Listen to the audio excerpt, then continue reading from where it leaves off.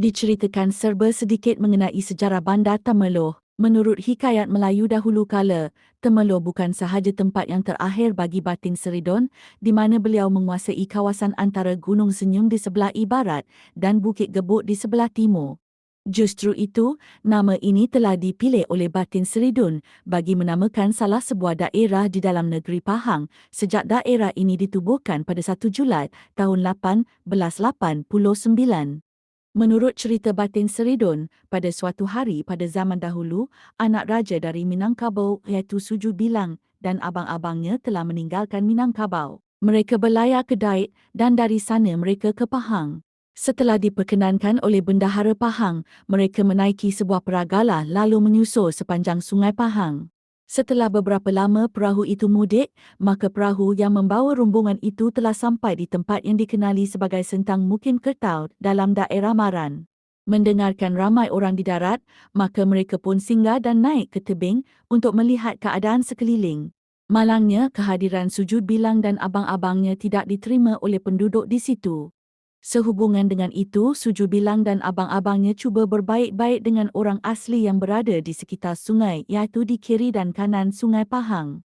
Dalam pada itu, Suju Bilang berkata kepada abang-abangnya, ramah tamah pangkal, modal budi, bahawa penambat hati pembuka manis, selera nafsu. Abang-abangnya faham akan maksud Suju Bilang tersebut. Dalam pada itu, Suju Bilang berkata kepada abang-abangnya, ramah tamah pangkal, modal budi, bahawa penambat hati pembuka manis, selera nafsu. Abang-abangnya faham akan maksud Suju Bilang tersebut. Mereka memberi garam dan tembakau kepada orang-orang asli tersebut. Begitulah cara mereka menambat hati orang-orang asli yang ditemui. Sesudahnya mereka sampai di pangkalan Batin Seridun. Apabila mereka tiba di sana, perahu ditambat, maka Sujud Bilang dan abang-abangnya naik ke darat membawa garam dan tembakau.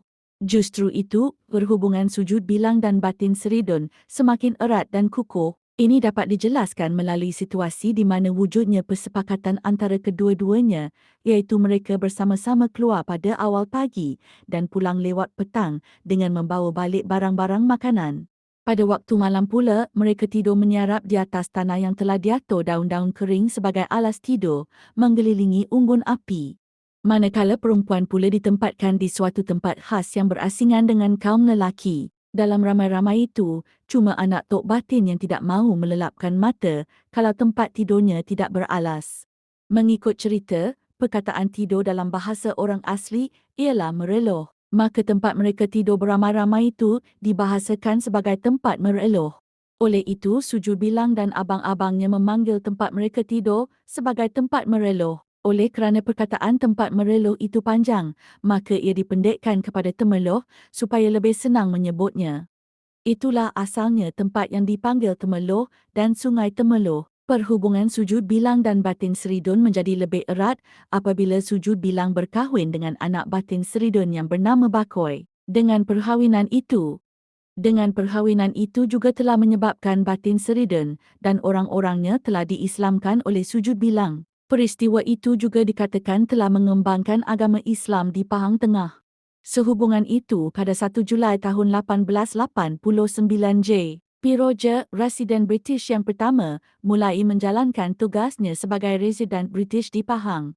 Beliau juga telah membahagikan Pahang kepada 6 kawasan pentadbiran, iaitu daerah Pekan, Rompin, Kuala Pahang, Kuantan, Temeloh dan Hulu Pahang.